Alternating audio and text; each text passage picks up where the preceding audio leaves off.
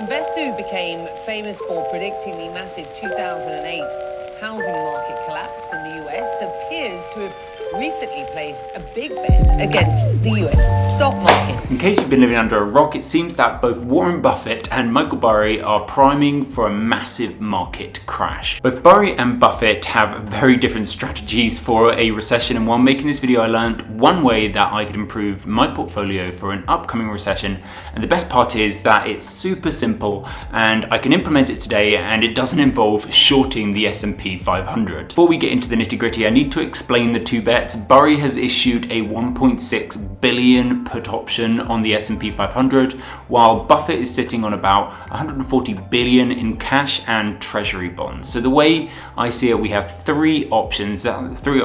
Before I was making this video.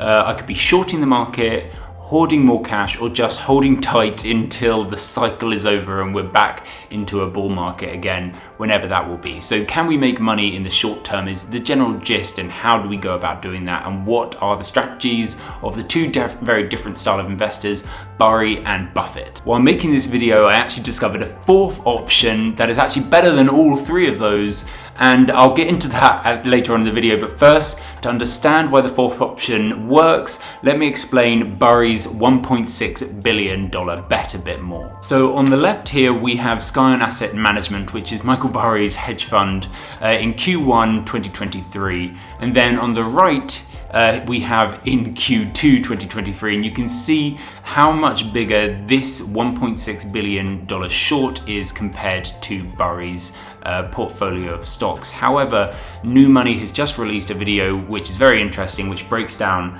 how actually this $1.6 billion short actually sounds a lot bigger than it actually is. So recommend checking out that video after this one. I'll leave a link in the description. So if we agree with Michael Burry, which we do, that this S&P 500 is overvalued, then why shouldn't we copy him by also shorting the S&P 500 and hedging against the market?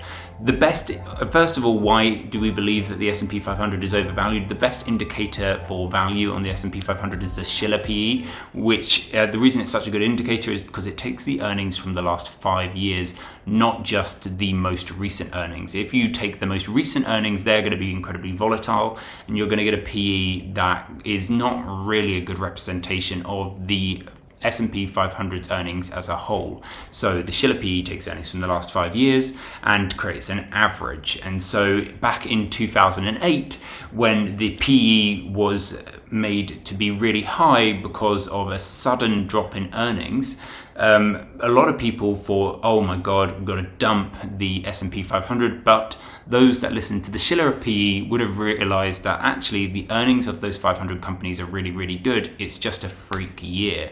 And so that average really helps by taking out these volatile years and creating something sort of sensible that shows what the actual earnings are like long term. And so the 𝗱𝗀𝗄 PE should be at around 15. That is the median 𝗱𝗀𝗄 PE score. However, of course, there is a catch. While the 𝗱𝗀𝗄 PE is a fantastic tool to identify when the S&P 500 is undervalued, it's not very reliable at predicting when it's overvalued or just when the S&P 500 will crash. For example, Burry was predicting that the S&P 500 would crash way back in the pandemic in 2020, where he was tweeting about the fact that the stock market was overvalued and it's going to be the everything bubble and the end of days.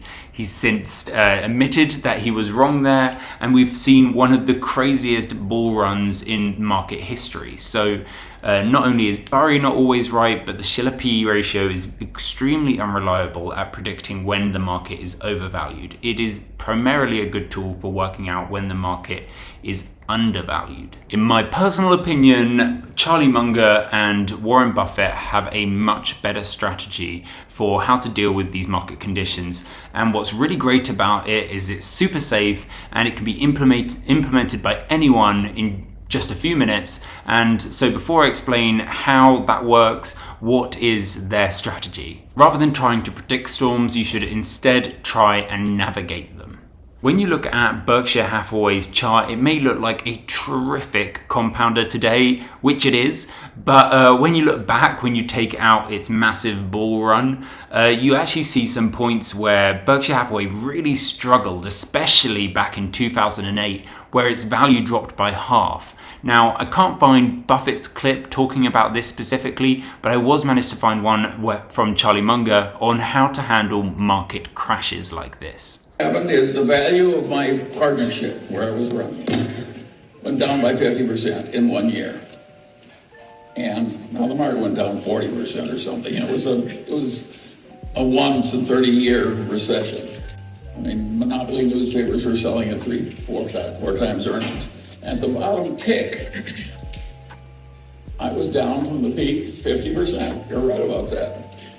And that has happened to me 3 times in my Berkshire stock. So I regard it as a part of manhood that you're going to be in this game for the long pull, which is the way to do it.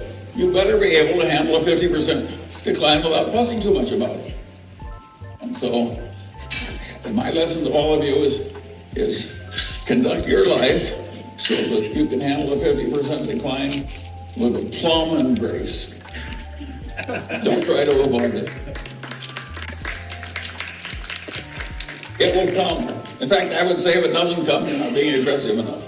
The point Charlie Munger is making is that you can't predict storms, but you can learn to ride them. About roughly 30 to 40 billion of Buffett's cash pile is cash. The remaining 140 billion of cash is actually treasury bills or T-bills. And so one of the sites that you can buy treasury bills on is Hargreaves Lansdown. I'm going to do a video about how I do this. I'm going to be buying my first treasury bond. So this is a new asset for me as well. In the entire time I've been investing, I've only been investing 9 years, but in that entire time, treasury bills have just not been very appealing to when compared to stocks, and that's just starting to change. So you go on to a site like Hargreaves Lansdown, you go to bonds, and then you search Treasury/2023, and you can find assets that are maturing in 2023, and you can see what their yield is. I managed to find one with a 2.25% yield in literally 1 month. So I need to do more research on this. I need to check that that's not an annual yield, but I'm pretty sure that if I put £10,000 in that, I'll get £225 in literally 1 month. So we'll see more information on that later after I've tested it out. If you want a video on how to buy treasury bills, please let me know in the comment section, and if I do make a video, I'll link it at the end of this video. All right, thank you very much. Goodbye.